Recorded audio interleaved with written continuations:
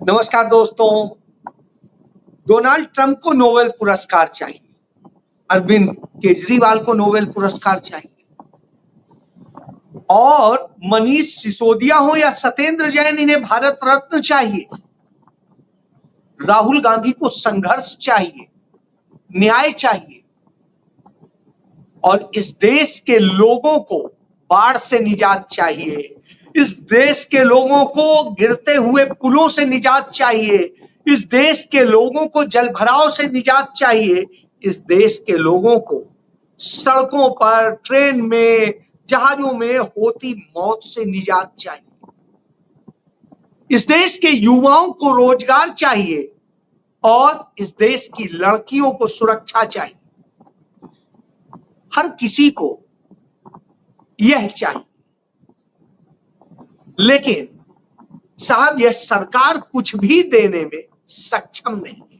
नरेंद्र मोदी घूम घूम के दुनिया में ढोल बजा रहे हैं और पुरस्कार ले रहे हैं। वैसे ही जैसे एक बी कैटेगरी, सी कैटेगरी का फिल्म का कोई कलाकार होता है, वह जगह जगह जाके पुरस्कार लेता घूमता है, बताता है मुझे ये पुरस्कार मिला, ये पुरस्कार मिला।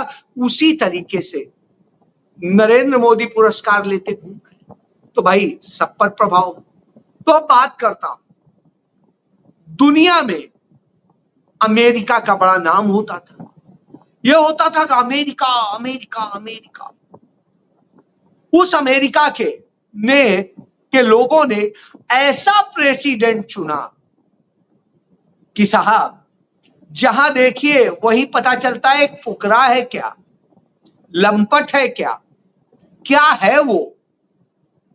कहीं पे भी कुछ भी बोलने लगेगा, करने लगेगा। उसकी हरकतें देख के हमें नरेंद्र मोदी की पुरानी हरकतें याद आ जाती हैं। बहरहाल उन हरकतों पे बात नहीं करने आज बैठा हूं।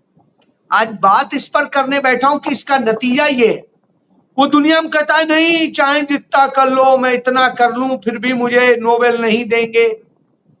तो तमाम देश उसकी सिफारिश कर रहे हैं। पाकिस्तान ने कहा, जो पाकिस्तान आतंकियों को पालता है, वो पाकिस्तान कह रहा है कि नहीं, डोनाल्ड ट्रंप इतने अच्छे हैं, उन्हें नोबेल मिलना चाहिए। और इसी तरीके से नोबेल के लिए कभी किसी से, कभी पुतिन से, कभी कहीं से नोबेल मिल जाए, नोबेल मिल जाए। साहब नोबेल के लिए वो परेशान। बहरहाल नोबेल मिलेगा नहीं मिलेगा मैं नहीं जानता हूं, क्योंकि मैं उस कमेटी में तो हूं नहीं। ये सारी चर्चाएं चली रही थी, उसी बीच अचानक अरविंद केजरीवाल टपक पड़े और वो देश की समस्याएं, पंजाब की समस्याएं, इन पर बात नहीं कर रहे हैं। वो कहीं पर भी इन समस्याओं को लेकर लड़ने की बात नहीं कर रहे। वो कह रहे हैं मुझे तो नोबेल पुरस्कार मिलना चाहिए क्योंकि मैंने सुशासन दिया, मैंने ये किया। साथ सुशासन की बात जब करेंगे तो दिल्ली के झुग्गी वालों से पूछना बनता है कि शीला दीक्षित 74,000 फ्लैट्स बना के गई थी उन्हीं झुग्गी वालों के लिए, कि साहब इन झुग्गी वालों को इन झुग्गियों से निकाल के उन फ्लैट्स में शिफ्ट किया जाए, एक अच्छा जीवन मिले, उनके बच्चे अच्छे से वो हो। इतने सालों तक अरविंद केजरीवाल सत्ता में रहे, वो फ्लैट्स जर्जर हो गए हैं। घर नहीं दिए गरीबों, जहां झुग्गी वही मकान, इस तरह के तमाम वायदे भाजपा ने भी किए थे और अरविंद केजरीवाल ने भी, लेकिन किसी ने घर नहीं दिया। जो घर मिले थे कांग्रेस के शासनकाल में शीला दीक्षित ने दिया था और भविष्य के लिए वो बना के गई थी। कुछ प्रोजेक्ट पूरे हो गए थे, करीब 34,000 घरों का, और कुछ का काम चल रहा था। तो अब आप समझिए, उसके बाद सुशासन कहेंगे, ये अरविंद केजरीवाल ही थे जिस समय कोरोना आया और सबसे ज्यादा दिल्ली में मौतें हो रही थी, कोई पुरसा हाल नहीं था। पानी की समस्या हो, तमाम और दूसरी समस्याएं हो, अरविंद केजरीवाल के ही समय पैदा हुई थी। सीटीयू जो दिल्ली ट्रांसपोर्ट की बसें हैं, उसकी जो समस्या पैदा हुई थी, वो भी अरविंद केजरीवाल के ही समय में हुई। इस समय पंजाब में फिर से आतंकवाद सिर उठाने लगा है अरविंद केजरीवाल के समय में। इस समय नशे की तस्करी आम हो गई है अरविंद केजरीवाल। इस समय पंजाब में रोज मर्डर हो रहे हैं, वसूली हो रही, सब कुछ हो रहा है, मंत्री रिश्वत लेते पकड़े जा रहे हैं, साहब अरविंद केजरीवाल।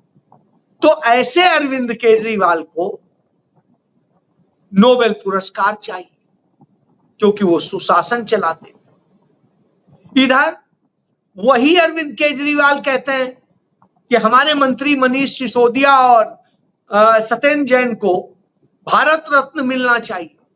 ये दोनों वही हैं जो जेल में रहे, और जेल में रहने की वजह क्या थी कि भ्रष्टाचार किया और तमाम सारी धांधली में शामिल हुए। शराब घोटाले का पूरा खेल हुआ, तमाम स्वास्थ्य विभाग के घोटाले हुए, बिजली के घोटाले हुए, तमाम घोटाले जो है अरविंद केजरीवाल के ही समय में हुए। उनमें चार्जशीट भी हो चुकी है, उसके बाद उन्हें भारत रत्न चाहिए। तो आप समझ लीजिए यह है अरविंद केजरीवाल मॉडल है उनका, जिसे वो दिल्ली मॉडल कहा करते थे। उधर गुजरात मॉडल भी एक बार देख लेते हैं। गुजरात में मध्य गुजरात को जोड़ने वाला बड़ोदरा का जो के पास में पुल था, वो पुल अचानक एकदम से करीब 4 दशक पहले वो बना था और उसकी मरम्मत अभी साल भर पहले हुई थी और उसमें जितने में बना था उससे 10 गुनी कीमत ली गई थी सिर्फ मरम्मत के नाम पे।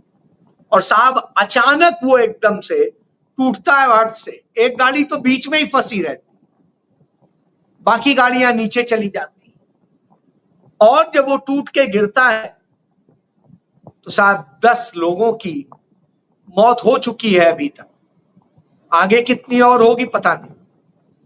5 को बचाया जा चुका है, यानी 15 लोग तो सीधे सीधे मौत के मुंह में जा चुके थे, 3 और दूसरे लोग हैं, यानी 1.5 दर्जन लोगों की मौत का कारण बन रहा था। जब मरम्मत हुई तो पैसा किसके हाथ में गया?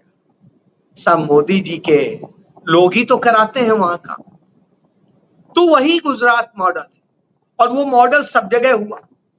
अयोध्या, फैजाबाद जिसे कहते हैं, उस अयोध्या के में तमाम सारे काम हुए, कॉरिडोर और ये वो सब कुछ। और अभी जब सरयू में बाढ़ आई तो तमाम गांव डूब गए हैं, तमाम जगह लोग डूब गए हैं और आधा दर्जन लोगों की मौत हो चुकी है। इसी तरीके से जहां अभी कुंभ किया था उस इलाहाबाद प्रयागराज में, वहां पर भी वही हो रहा है, वहां पर भी 4 लोग मर गए हैं। और इसी तरीके से चाहे मध्य प्रदेश हो, चाहे दूसरे इनके प्रदेश हो, उन सब जगह यह हालत। और जब यह हालत हो और यह मानव जनित, यदि प्राकृतिक होती तो हम नहीं कहते, क्योंकि आपने उन नदियों की सफाई के नाम पे सिल हटा करके कि हाँ कैसे हमने बंदा बना दिया है, पानी नहीं घुसेगा, नहीं बहेगा, नहीं होगा।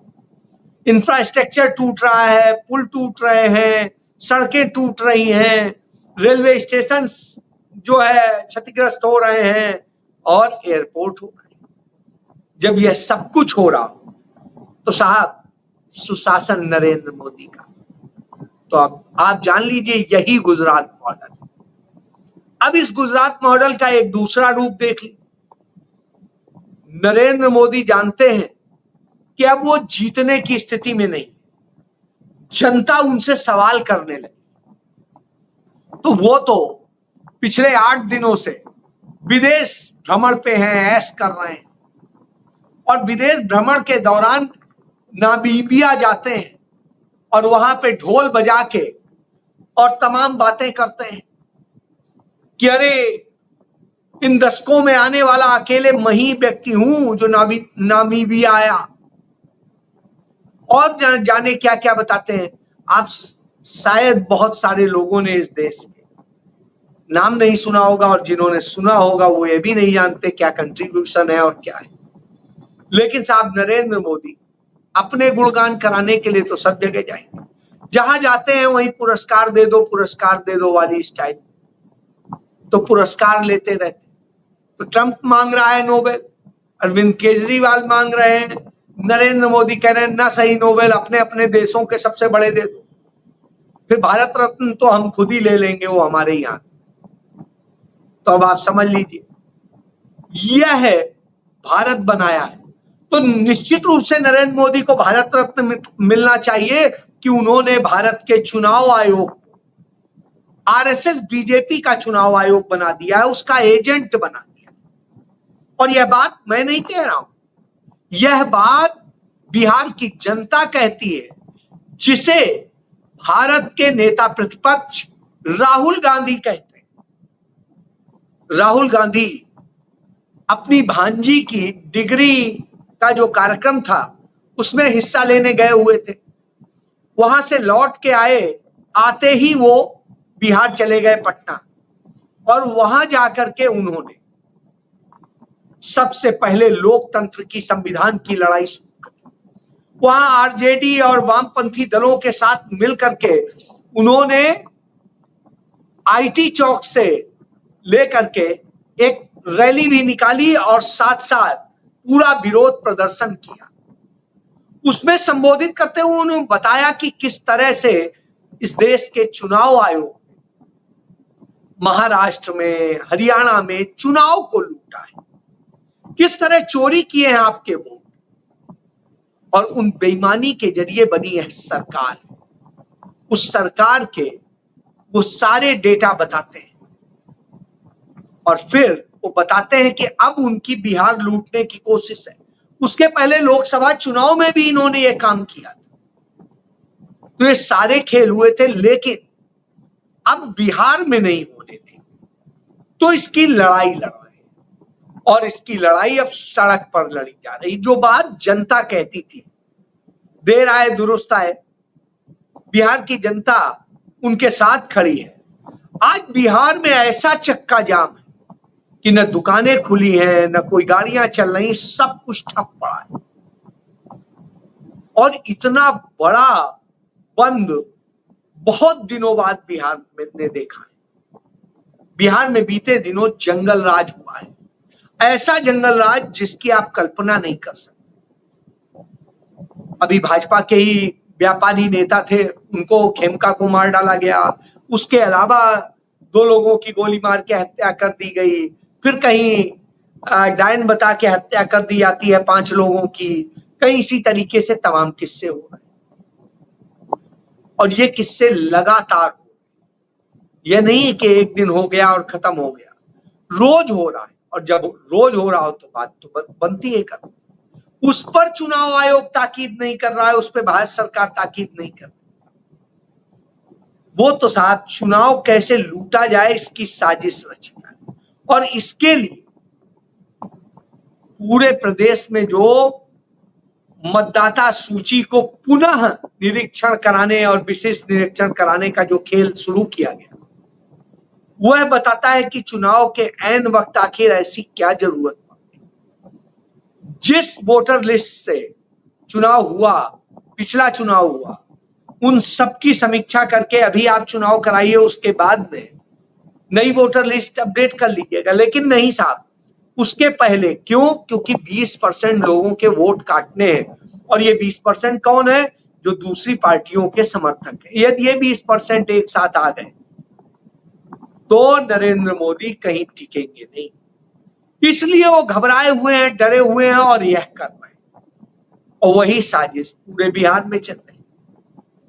जब यह साजिश चल रही तो Congress party, RJD, CPI, CPM, ये जितने सब दल सब एक साथ एक मुश्त होकर के खड़े हो जाते हैं और लड़ाई शुरू कर देते हैं, लोकतंत्र को बचाने की लड़ाई।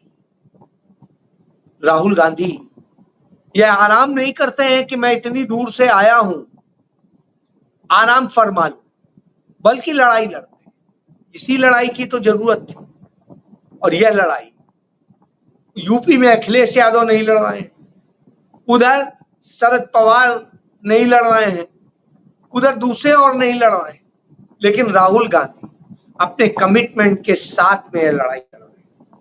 ये लड़ाई अपने लिए नहीं है, ये आने वाली पीढ़ी के लिए, क्योंकि यदि यह फांसीवादी सरकार रही तो आपकी शिक्षा, आपका व्यापार व्यवसाय और आपकी नौकरी और दूसरी चीजें कुछ भी सुरक्षित नहीं रहेंगी। आपकी बेटियां, आपकी बहनें वो सुरक्षित नहीं रहेंगी, आपके घर की महिलाएं सुरक्षित नहीं रहेंगी और आप तो सुरक्षित बिल्कुल नहीं रहेंगे। तो यही तो हो रहा है, इसी के खिलाफ यह लड़ाई लड़ी जा रही है और उसी का बिगुल राहुल गांधी ने बजाया है। तो यह आपको सोचना है कि आपको कहां खड़े होना है, उस लड़ाई के साथ जो न्याय की लड़ाई है, जो संविधान की लड़ाई है, जो आपके हक की लड़ाई है, या उनके साथ जो आपका हक छीन रहे हैं, आपको डरा रहे हैं, आपको धमका रहे हैं और आपको गुलाम बना रहे हैं। फैसला आपको करना है। राहुल गांधी ने आपको सच बताया। सोचिए। जय